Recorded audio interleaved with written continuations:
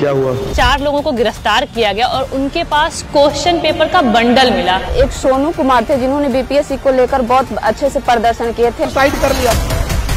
Central superintendent का मृत्यु हो जाती है और वो संदेहात्मक है हमारे लिए। प्रश्न पत्र जी ट्विटर पे ट्रेंड कर रहा था। 28 सेंटरों का लिस्ट है जहाँ पे गड़बड़िया हुई है, जोक बना दिया है। अब सरकार क्या कर रही है? अब सरकार कुछ भी नहीं कर रही। ऐसी निकम्मी सरकार हमें नहीं चाहिए। हजारों करोड़ का ये घोटाला है, स्कैम है।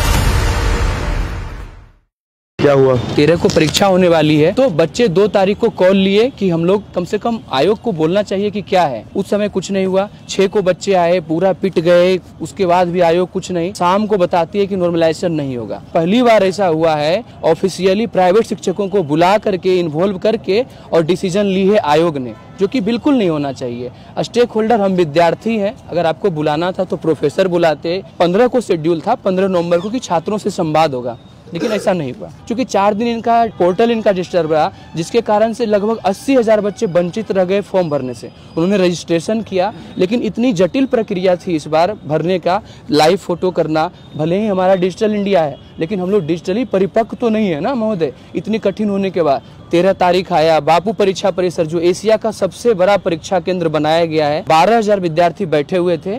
उसमें से हॉल नंबर 5 या 4 है जिसमें से प्रश्न पत्र ही नहीं मिला। मतलब ड्यूरिंग इंटायर एग्जामिनेशन प्रश्न पत्र मिला ही नहीं, बच्चे खाली हाथ चले गए। उसके बाद विरोध हुआ तो बच्चे बाहर आ गए। उसके बाद आयोग एलिगेशन लाया कि हम लोग नॉनसेंस हैं, कि आप लोग का गलती है। नॉर्मलाइजेशन हम लोग जो विरोध किए थे पहले 6 दिसंबर को, वो एक नोटिफिकेशन जारी करते कि नॉर्मलाइजेशन हम नहीं लेंगे।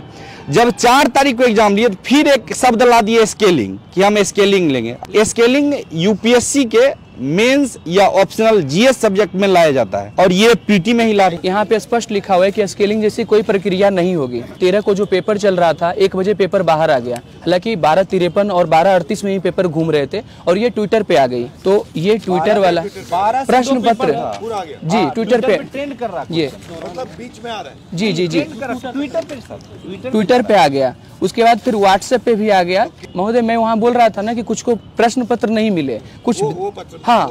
और ये ऑफिशियल आयोग का स्टेटमेंट है कि बच्चे उपद्रवी थे, कुछ असामाजिक तत्व घुस गए थे। महोदय मैं ये जानना चाहता हूँ कि जब क्या फॉर्म भरा रहा था तो उन्हें पता था कि बापू परीक्षा केंद्र में हमारा सेंटर होगा, तो हम लोग उपद्रवी कैसे हो गए? परम ज्ञान निकेतन गया है जहाँ पे माइक से अनाउंस हो रहा है आंसर। तो मतलब ये पूरा मजाक बना दिया है, इसको जोक बना दिया है। हम लोग तो री एग्जाम जा रहे थे और आयोग बोले कि नहीं, क्वेश्चन पेपर आउट नहीं हुआ, क्वेश्चन पेपर बाहर आए ही नहीं। 2 दिन बाद 4 लोगों को गिरफ्तार किया गया और उनके पास क्वेश्चन पेपर का बंडल मिला। अब सरकार क्या कर रही है? अब सरकार कुछ भी नहीं कर रही। बापू परीक्षा परिसर में एग्जामिनेशन हो रहा था, उससे पहले ही वहाँ पे सेंट्रल सुपरिटेंडेंट का मृत्यु हो जाती है और वो संदेहात्मक है हमारे लिए। जबकि हम लोग पिछले 18 तारीख से गर्दनी बाग में बैठे हुए। आपकी क्या सोच है कि ये पूरा सिस्टम कोलैप्स हुआ है? हजारों करोड़ का ये घोटाला है, स्कैम है।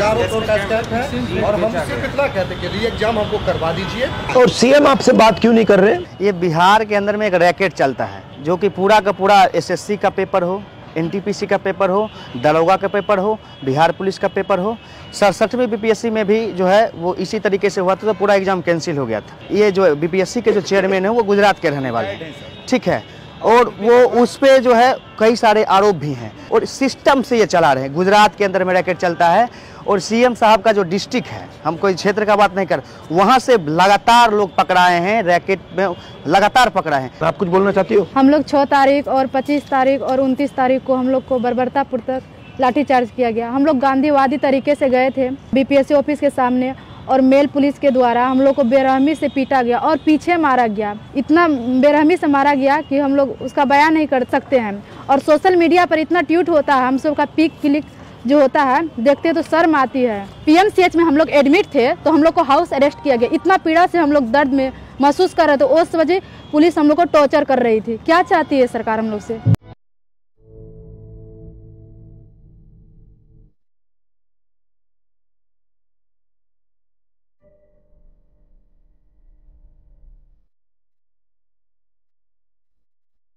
सर बीपीएससी चेयरमैन का कहना है कि एक सेंटर पर गड़बड़ी, जबकि सर मेरे पास 28 सेंटरों का लिस्ट है, इसमें 22 और दे दीजिए। 28 सेंटरों का लिस्ट है जहां पे गड़बड़ियां हुई है विथ एडमिट कार्ड।